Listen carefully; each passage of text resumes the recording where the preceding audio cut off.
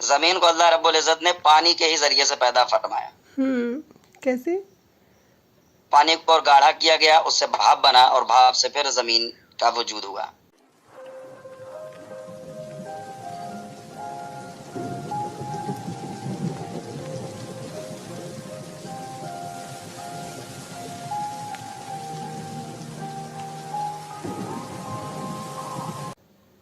اچھا، تو آپ کی جو پڑھائی وہ مولویت کی پڑھائی ہے؟ حفظ مکمل ہو چکا ہے، قرأت بھی اور مولویت بھی، فضیلت بھی. اب آخری سٹیج باقی ہے وہ کیا جو ہے؟ مفتی کا ہوتا ہے. مطلب کہ میں آپ کو مولوی مان سکتی ہوں؟ جی جی جی. ارے اب آگے میں ابھی جیسی پڑھائی مکمل ہوتی ہے پھر مدرسے میں پڑھاؤں گا. ٹھیک ہے حضرت، مجھے ایک چیز بتائیے. میرے بہت سے سوال آتے ہیں، آپ تو جو ہے وہ علم والے ہیں، مدرسے میں پڑھیں، ماشاءاللہ اچھی بات ہے. جی میرے ذہن میں ایک بات آتی ہے کہ اللہ تعالیٰ جب دنیا میں پہلی بار انہوں نے دنیا کو بنایا تھا، تو پہلے تو کچھ نہیں تھا سوائے اللہ کے.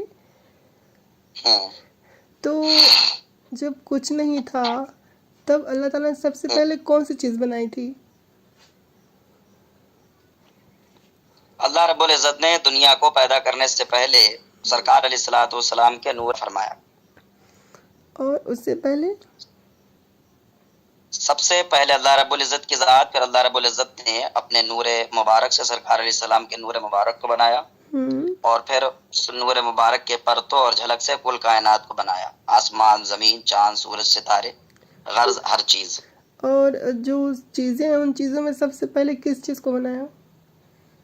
سرکار علیہ السلام کے نور پاک کو. وہ میں سنی ہوں قلم کو بنایا کر کے. قلم کو تقدیریں لکھنے کے لیے پیدا فرمایا تھا. وہ سب سے پہلے بنایا تھا میرے خیال سے قلم کو. نہیں، قلم کو جو ہے تقدیریں لکھنے کے لیے پیدا فرمایا. انسانوں کی اور دنیا میں جو کچھ ہونے والا اور قیامت تک جو کچھ ہوگا، ان سب کی تقدیریں اور ان کے ساتھ کیا کیا ہونے والا ہے اور وہ اپنی مرضی سے کیا کیا دنیا میں کرنے والے ہیں، ان سب کو اللہ رب العزت نے قلم کو لکھنے کا حکم دیا. اچھا، اللہ تعالیٰ جو ہے وہ جب کچھ نہیں بنا تھا ساتویں آسمان، تو اللہ کا عرش کہاں پہ تھا؟ پانی پر. اور پانی کہاں پہ تھا؟ پانی زمین پر، اور زمین اصل میں پانی پر ہی اللہ رب العزت کا عرش تھا، اور اس وقت میں زمین کا وجود نہیں تھا. تو پانی کس پہ رکھا ہوا تھا؟ اس کا ذکر قرآن عظیم میں نہیں ہے، حدیث پاک میں نہیں ہے. اتنا ذکر ملتا ہے کہ اللہ رب العزت نے جس چیز پر چاہا پانی کو رکھا. چوتیا بنایا تم کو. تو مطلب آپ نے کبھی سوچا نہیں کہ اللہ تعالیٰ نے پانی کو کس نے رکھا ہوگا؟ مرنا تیرے کو ڈر نہیں لگتا؟ قرآن عظیم کی تعلیم ہے ہمیں، اور سرکار علیہ السلام کا فرمان علی شان بھی ہے کہ انسان کو مذہب اسلام میں رہ کر ان باتوں کے بارے میں سوال کرنا چاہیے جو اس کے کام کی ہیں. مطلب کہ دین کے کام میں عقل کا دخل نہیں. جی ہاں، قرآن ہمیں کلمہ پڑھایا گیا لا الہ الا اللہ محمد الرسول اللہ. جی. اللہ کے علاوہ کوئی معبود نہیں اور محمد صلی اللہ علیہ وسلم اللہ کے رسول ہیں. تو ہم نے کلمہ عقل کا نہیں اللہ اور رسول کا پڑھا ہے. ارے ہاں بھائی ہاں. تو اللہ اور رسول نے ہی ہمیں اس بارے میں کچھ سوال کرنے سے منع کیا ہے، اور زیادہ اس سلسلے میں پڑھنے سے منع کیا ہے. تو ہمیں زیادہ پڑھنے کی ضرورت نہیں ہے. افضل نام نا آپ کا، افضل. ہاں، ہمیں اتنا جاننا ضروری ہے کہ اللہ رب العزت کے لیے کیا چیز لازم ہے، کہ اللہ رب العزت کے بارے میں عقیدے رکھنے چاہیے، جی ایک چیز سرکار کے بارے میں کیا عقیدے رکھنے چاہیے، کن باتوں سے آدمی مومن ہوتا ہے، کن سے کافر ہو جاتا ہے، اور کن چیزوں کو کرنا ضروری ہے.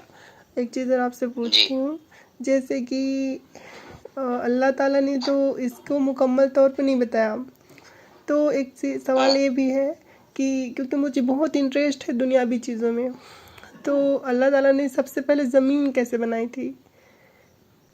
زمین کو اللہ رب العزت نے پانی کے ہی ذریعے سے پیدا فرمایا. کیا بولا تو نے؟ زمین کو اللہ رب العزت نے پانی کے ہی ذریعے سے پیدا فرمایا.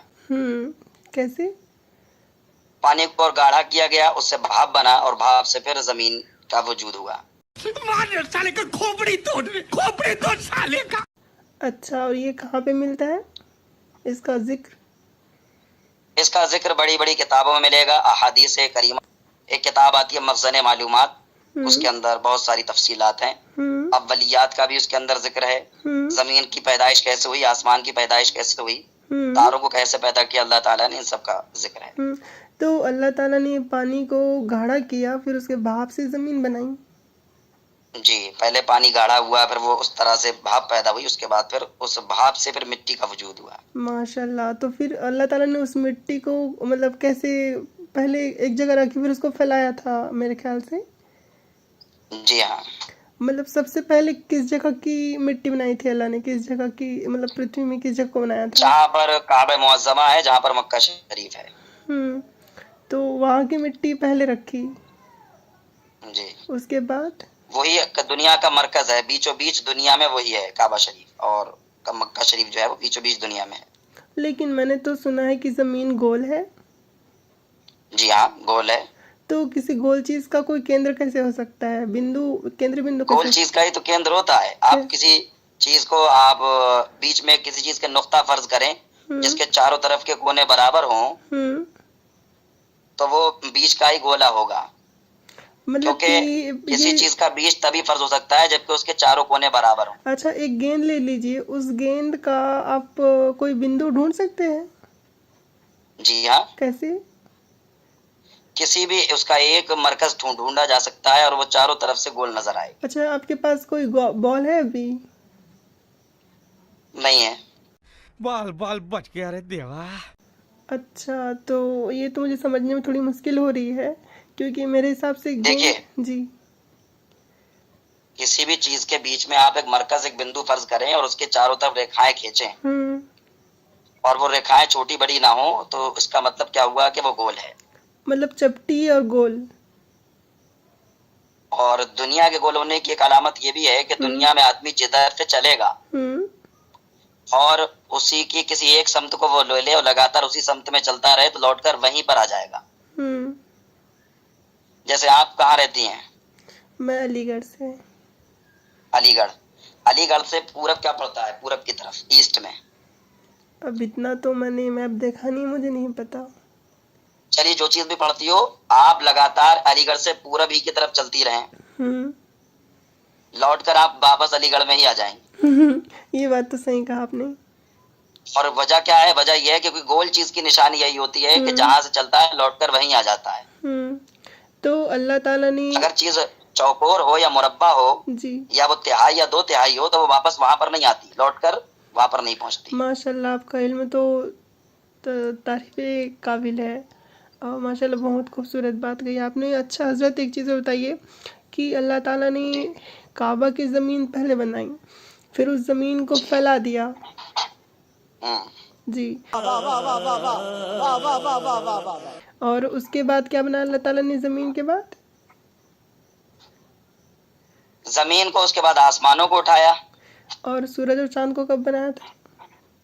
सूरज और चांद चूंकि आसमान से नीचे हैं, उनका वजूद बाद में हुआ है। तो जमीन के बाद सूरज और चांद आसमानों में नहीं है, आसमान से नीचे है, नूर की जालियों में जी, अपने घेरों में चल रहे हैं। मतलब सूरज और चांद जो है वो पृथ्वी का, जो धरती है उसका चक्कर काटते हैं। जी जी जी जी। लेकिन हजरत, मैंने तो सुना है कि जो जमीन है वो सूरज के चक्कर काटती है। कुरान अजीम में फरमाया गया वश्शम्सु तजरी, सूरज चलता है जी।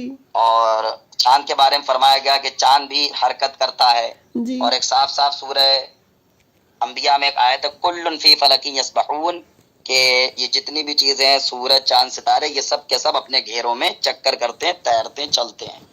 और जमीन के बारे में कहा गया अलम नजअलिल अर्दा मिहादा, क्या हमने जमीन को सुकून पजीर नहीं बनाया, यानी हमने सुकून वाला बनाया है, जमीन साकिन है। और एक जगह कुरान अजीम में इन्नल्लाह युमसिकुस समावाति वल अर्दा अन तज़ूला, अल्लाह ताला आसमान और जमीन को हरकत करने से रोकता है।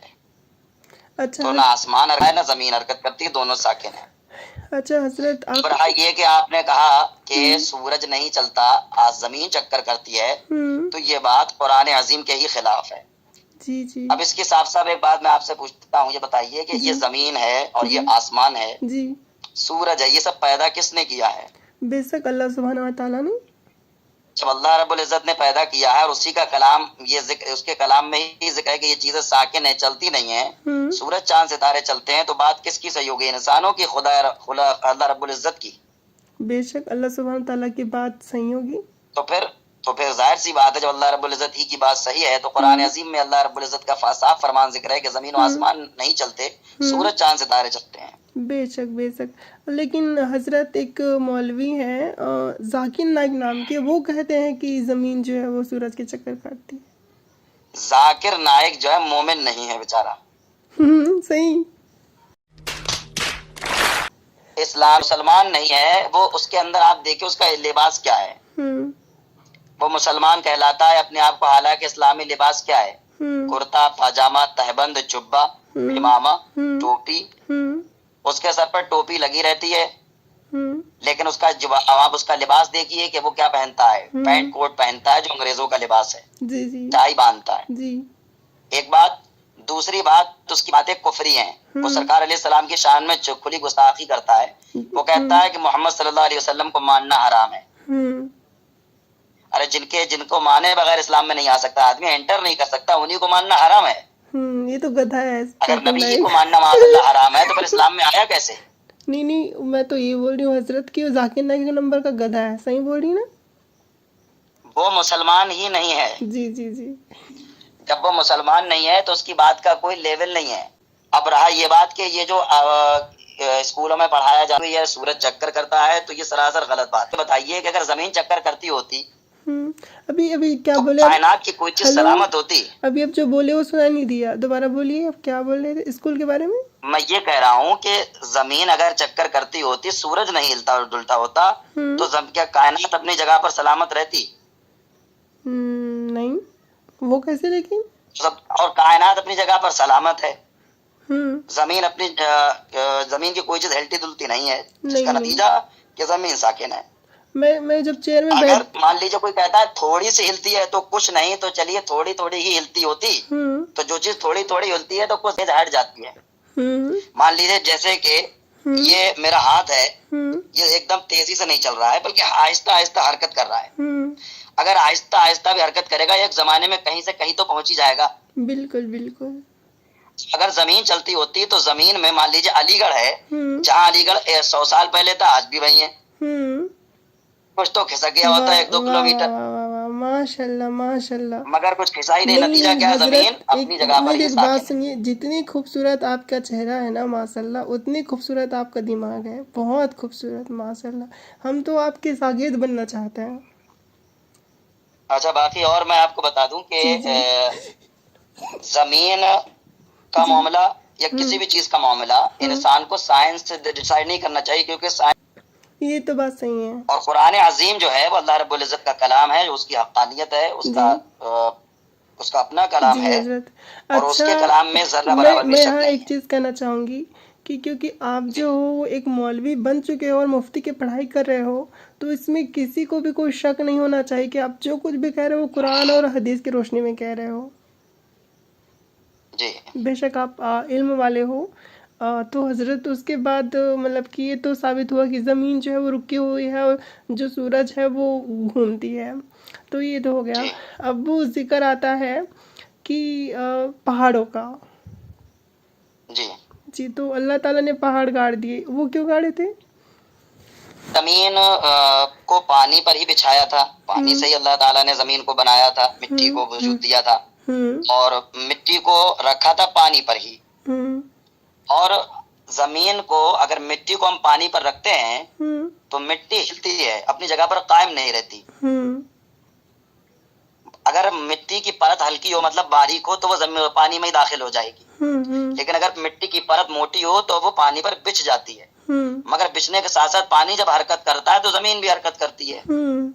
مٹی العزت نے زمین کو پانی پر تو بچھایا، لیکن وہ حرکت کر رہی تھی، جس حرکت کو اللہ رب العزت نے پہاڑوں کی میخیں ٹھوک کر کے روک دیا۔ سبحان اللہ۔ اچھا حضرت میں نے ایک بات اور سنی تھی کہ زمین ایک مچھلی کی پیٹھ پہ ہے، کیا یہ صحیح حدیث ہے کہ جھوٹی ہے؟ یہ بھی شک ہے، صحیح ہے، وہ مچھلی فرشتہ ہے، اللہ رب العزت نے جی جی مچھلی کی شکل میں اس کو رکھا ہے۔